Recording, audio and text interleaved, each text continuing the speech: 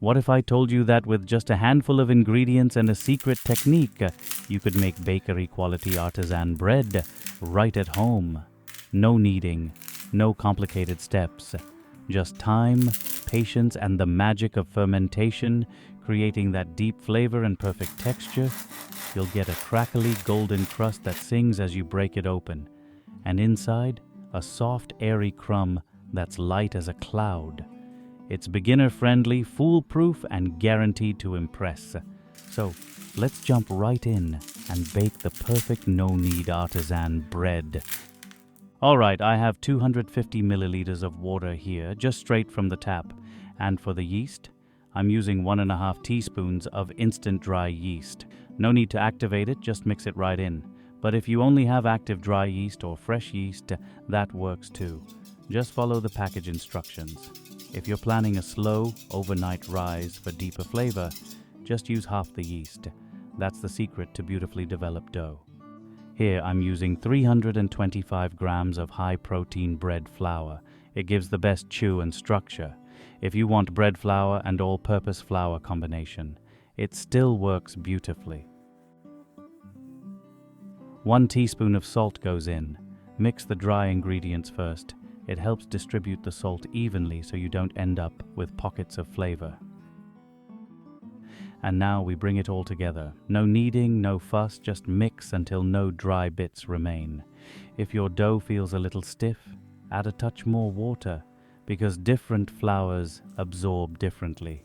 And what we want here is soft, well-hydrated dough. This is where great bread begins. That's it. Cover it up and let it sit for an hour. This step allows the flour to fully absorb the water, making the dough easier to work with later. Look at that, it's already grown. Now let's do a simple stretch and fold. This strengthens the dough without traditional kneading, helping it hold its shape while baking. Take one side, stretch it up and fold it over. Rotate the bowl and do the same for the next 3 sides.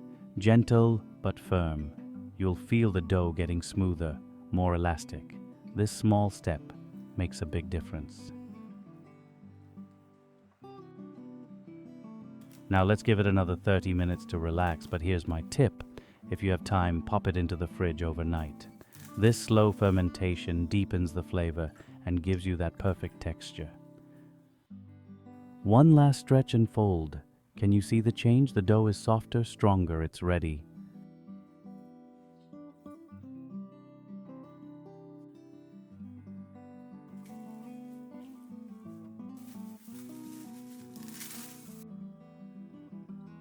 And now, the final touch, coil folds.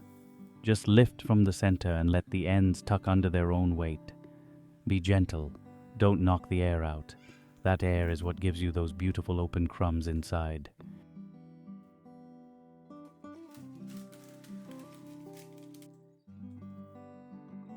Into the mold it goes. Cover it up and let it proof for about 30 to 45 minutes until it's doubled in size. This is the final step before the magic happens.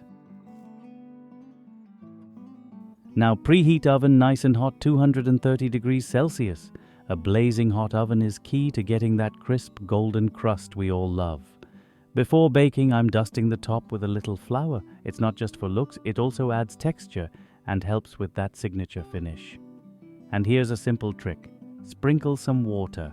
This creates steam, which is the secret to getting that thin, crackly crust. Now grab a sharp knife or blade and make a deep cut down the center. This isn't just for decoration. This cut helps the dough expand beautifully, creating those signatures crusty ears that make bread so special. To cover, here I'm using aluminum foil, but if you have a tray that fits as a lid, use that.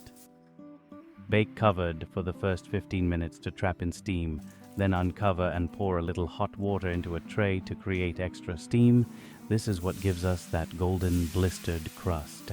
Then remove the cover and bake another 35 minutes and your house will smell like a bakery.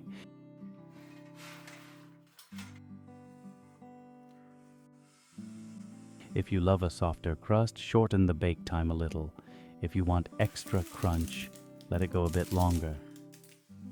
And there it is, golden, crusty, and absolutely perfect. Let it rest before slicing. Trust me, it's worth the wait. Few ingredients, one secret technique, and the best homemade bread you'll ever make. Try it once and you'll never go back. If you found this helpful, hit that like button, subscribe for more, and let me know in the comments. What's your favorite way to enjoy fresh bread? See you next time.